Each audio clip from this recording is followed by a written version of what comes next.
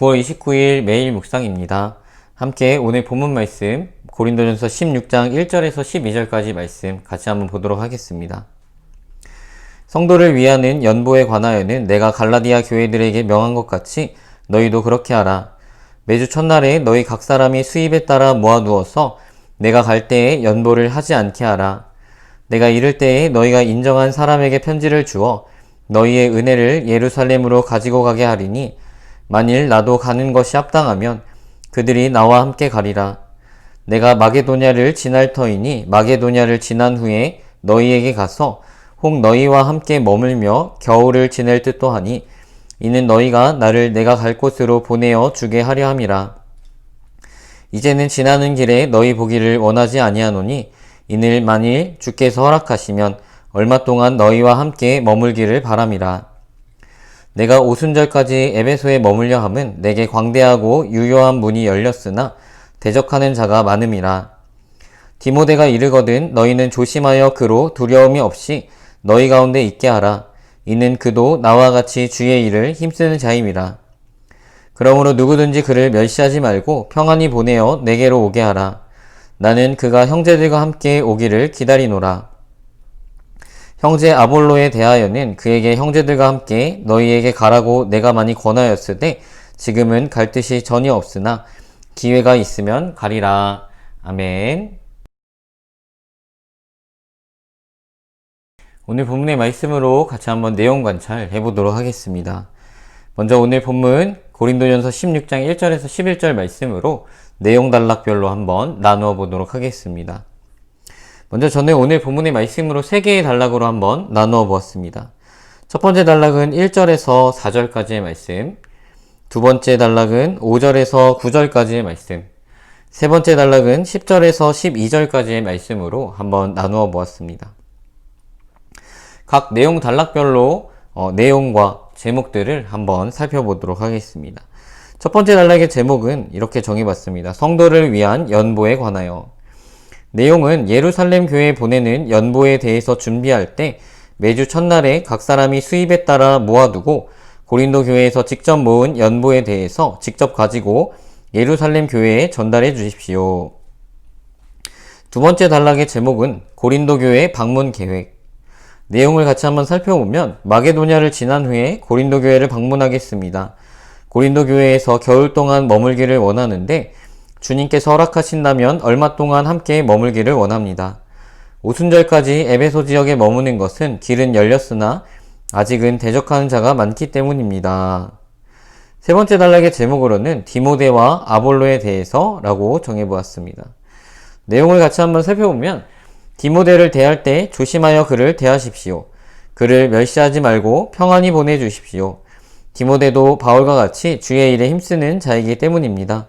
아볼로는 기회가 있으면 고린도 교회로 돌아갈 것입니다. 이렇게 한번 정리를 해보았습니다. 이렇게 정리한 내용 관찰을 토대로 느낀 점, 결단, 적용까지 한번 같이 나아가 보도록 하겠습니다. 바울은 15장에 걸쳐 고린도 교회에서 일어나고 있었던 다양한 이슈들에 대해서 말씀하였습니다. 그리고 마지막 16장에서는 앞선 본문들에서 미처 다루지 못했던 필요한 사안들에 대해서 말씀한 뒤 고린도 교회 성도들에게 바울 자신의 앞으로의 여정 계획에 대한 정보를 알려주고 다른 바울의 편지들처럼 몇 마디 권면과 경계 그리고 인사로 끝을 맺고 있습니다. 바울은 오늘 본문 말씀을 통해서 바울과 고린도 교회 공동체와의 관계를 단단하게 만들고자 하며 디모데와 아볼로에 대한 성도들의 자세를 교정해주고 있고 헌금에 대해서도 지시하고 있습니다. 바울은 앞선 본문들에서 고린도전서는 신학 논문이 아닌가? 라고 생각하게 만들 정도로 깊이 있는 신학적 문제들에 대하여 고린도 교회 성도들에게 말씀하였습니다. 그리고 오늘 본문에서는 이제 이러한 신학적인 문제들이 복음과 진리에 대한 문제들이 우리의 실제 삶에서 어떠한 영향을 미치며 우리는 그러한 올바른 신학 속에서 주님 다시 오실 날을 기대함으로 이 땅에서 하나님의 나라 백성으로 살아가야 하는 우리 그리스도인들이 우리의 실제적인 삶에서는 어떻게 그러한 복음의 진리와 올바른 신앙 위에서 어떻게 살아가야 하는지에 대한 실제적인 예시들을 바울은 잘 보여주고 있습니다. 바울은 1절에서 4절 말씀에서 헌금과 관련된 말씀을 합니다. 오늘 본문에서 이 헌금의 목적과 대상 등에 대해서는 설명하고 있는 부분이 적지만 다른 바울의 서신들을 통해서 이 헌금의 목적과 대상 등에 대해서 자세히 알 수 있습니다.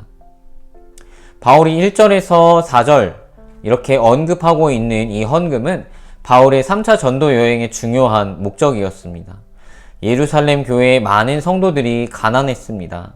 바울은 그들을 돕기 위해서 아시아와 유럽의 다양한 이방 교회들에게 예루살렘 교회를 돕기 위한 자금을 모으는데 힘썼던 것 같습니다. 왜냐하면 바울은 이 헌금을 통해서 한 그리스도인이지만 아직도 존재하고 있었던, 그래서 서로와의 관계를 애매하게 만들고 있었던 이방인과 유대인이라고 하는 벽을 넘기를 원했고, 벽을 넘는 것을 넘어서 하나로 연합되기를 원했던 것 같습니다. 그리고 이방인 교인들이 예루살렘 교회의 일종의 영적인 빚을 갚을 수 있으며, 이방인 그리스도인들에게 여전히 회의적인 시선을 보내고 있었던 유대인 그리스도인들에게 이방인 교회와 성도들의 진정성이 담긴 마음을 보여줄 수 있는 그러한 좋은 기회로 여겼기 때문에 바울은 그의 3차 전도 여행에서 이 예루살렘 교회를 돕는 이방 교회들의 헌금 모금에 상당히 힘을 썼던 것 같습니다. 또한 이 헌금에 참여한 사람들의 믿음과 사랑의 마음을 다른 많은 사람들에게 전할 수 있는 기회였으며, 많은 사람들에게 이런 헌금을 통해서 그리스도의 따뜻한 사랑을 증거할 수 있는 기회였습니다. 보다 많은 사람들이 그리스도를 알 수 있는 기회였고, 믿는 성도들의 믿음을 더욱 성장하게 해줄 기회였고, 하나님께 감사할 수 있는 기회였던 것입니다. 오늘 본문 2절 말씀 건 같이 읽어보겠습니다. 매주 첫날에 너희 각 사람이 수입에 따라 모아두어서 내가 갈 때에 연보를 하지 않게 하라. 이런 헌금은 각자 자신의 수입에 따라 모아두라 말씀합니다. 너무 무리하지도 말고, 그렇다고 다른 사람들에 대해서 전혀 무관심으로 나아가지도 말고, 바울은 헌금을 매주 첫날, 즉 주일에 각자의 수입을 고려하고, 하지만 다른 사람들을 향한 사랑의 마음으로 헌금에 담겨있는 위에서 말하였던 신학적인 함의들을 잘 고려하며 잘 모아두라 말씀하고 있는 것입니다. 이러한 바울의 짧은 권면을 통해서 그리스도인으로서 이 땅 가운데에서 살아가는 우리가 어떠한 마음가짐으로 모든 일에 대해서 살아가야 하는지에 대해 우리는 잘 알 수 있습니다. 오늘 본문의 말씀 중에서도 연보에 관한 말씀을 통해서, 그러니까 돈과 관련된, 그리스도인으로서 이 땅을 살아갈 때 우리는 돈과 뗄래야 뗄 수 없는 그러한 삶을 살아가게 되는데, 우리는 이 돈에 대해서 그리스도인으로서 어떻게 생각하며 살아가야 하는가, 오늘 본문의 말씀을 통해서 우리는 깊이 생각해 볼 수 있을 것 같습니다. 우리는 우리가 가진 돈에 대해서 내 돈이며 나를 위해서 사용해야 하는, 그래도 전혀 문제가 없는 것이라고 생각할 수 있습니다. 물론 맞는 말일 수 있습니다. 내가 열심히 벌어서 내가 열심히 쓰는 것에 대해 아무도 뭐라 할 사람은 없을 것입니다. 하지만 우리는 이 모든 일에 대해서 가장 큰 은사인 사랑의 관점에서 생각해 보아야 할 것입니다. 우리는 크나큰 은혜와 사랑을 하나님께 받은 자들입니다.